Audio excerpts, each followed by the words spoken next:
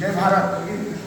मित्रांनो, आपण टीव्हीला बघतच चाललोय की विशालगडच्या इथे काही वाटोळांनी जाऊन मस्जिदवर आणि रोजंदारीच्या दुकानांवर हल्ला केला.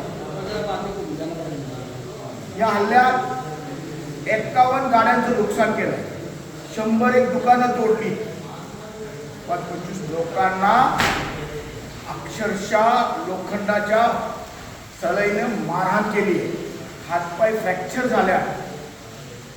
टीव्हीला बातमीत चुकीचं दाखवतात, पण ज्या वेळेला जाग्यावर आल्यानंतर अक्षरशः डोळ्यात पाणी येण्यासारखी घटना आम्हाला कळाली. तिथले स्थानिक लोक आमच्या बरोबर आहेत. जे कोणी हे लोक करतायत अतिशय चुकीचं आहे, कारण भारतीय संविधानात कुठली जातपात नसताना, कुठला धर्म नसताना, एखाद्या विशिष्ट धर्माचं नाव घेऊन आमच्या मुस्लिम बांधवांवर केलेला हा हल्ला, हा भ्याड हल्ला, ह्याचा आम्ही भाई चंद्रशेखर आझाद, भाई विनयरत्न सिंग, भीम आर्मी प्रदेशाध्यक्ष मी सीताराम गंगावणे, आझाद समाज पार्टीचे अध्यक्ष आमचे इम्तियाजभाई पिरजादे आणि आमचे सर्वच कार्यकर्ते मित्रमंडळ महाराष्ट्राच्या वतीनं आम्ही जाहीर निषेध, या भांडवलांचा आम्ही जाहीर निषेध. ही जी मस्जिद, ज्या मस्जिदमधून मी हे लाईव्ह देतोय, ह्या मस्जिदची परिस्थिती बघा. काचा तोडल्यात, मस्जिदचं जे आपण जे काही निंबर असतात ते तोडलंय, पंखे देखील तोडले. हे पंखे देखील एवढे 15 फुटावरचे पंखे देखील त्या लोकांनी सोडले नाही. म्हणजे हा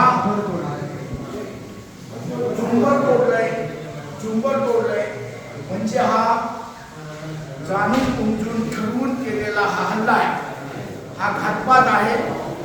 आणि हा जो घातपात आहे ते इथलं जातीयवादी सरकार, शिंदे सरकार, फडणवीस सरकार आणि अजितदादाचं सरकार हे म्हणतात भरपाई देऊ. कशाची भरपाई देणार? कुठल्या गोष्टीची भरपाई देणार? दर 2 महिन्यांनी इथं मोठे टोळके येतात, ह्या लोकांना त्रास देतात, ह्या लोकांवर हल्ले करतात. वर्षातनं 10 वेळा असे हल्ले यांच्यावर होतात. त्याला संरक्षण द्यायचं सोडलंय, त्यांना पोलीस बंदोबस्त द्यायचा सोडलाय. आणि तुमची भरपाई काय द्यायची?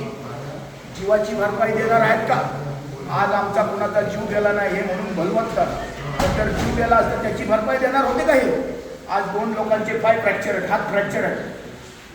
परिस्थिती गाव सोडून लोक निघून गेली. हा कुठला प्रकार आहे? कुठलं सरकार आहे? म्हणजे जर वेळोवेळी जर मुस्लिम समाजावर असे जर हल्ले विशालगडावर होणार असतील तर येणाऱ्या काळात भाई चंद्रशेखर आझाद दिल्लीच्या सदनात, खासदार चंद्रशेखर आझाद हे दिल्ली सदनात आवाज उठवून ह्याच्यावर न्याय मागतील. आणि मी या सरकारला सांगतो आहे, जर ह्याच्या पुढं इथल्या एकाही माणसाच्या केसाला धक्का लागला तर भीम आर्मी, आझाद समाज पार्टी, खासदार चंद्रशेखर आझाद, विनयरत्नजी यांच्या नेतृत्वाखाली इथं खूप मोठं आंदोलन करेल. आम्ही तुम्हाला शब्द देतो मस्जिद कमिटीला की हा जो व्हिडिओ आहे आम्ही भाईंना पाठवणार आहे. आणि जर भाई म्हटले तर आम्ही 100% भाईंचा ह्या भागात दौरा करणार आहोत आणि आज झालेल्या घटनेवर संसदेत आवाज उठवायला भाईंना ही घटना आणून दाखवणार आहोत. आम्ही शब्द तुम्हाला देतोय. मी आज हा व्हिडिओ भाईंना पाठवत आहे. तर इथल्या लोकांनी घाबरून जायचं नाही. तर भाई खासदार चंद्रशेखर आझाद, विनयरत्न सिंग आणि भीम आर्मी, आझाद समाज पार्टी तुमच्या बरोबर खांद्याला खांदा लावून उभे आहे. फक्त आम्हाला यायला लांबून यावं लागतं. तुम्ही अतिशय दुर्गम भागात आहात आणि येतानाच आमची परिस्थिती इतकी लांब होती, पण तरी मी कळल्यानंतर आम्ही 2 दिवस झालं निघालो.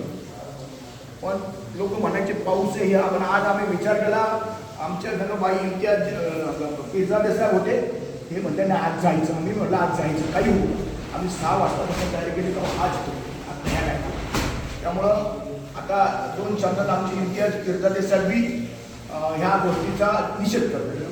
इम्तियाज पिरजादे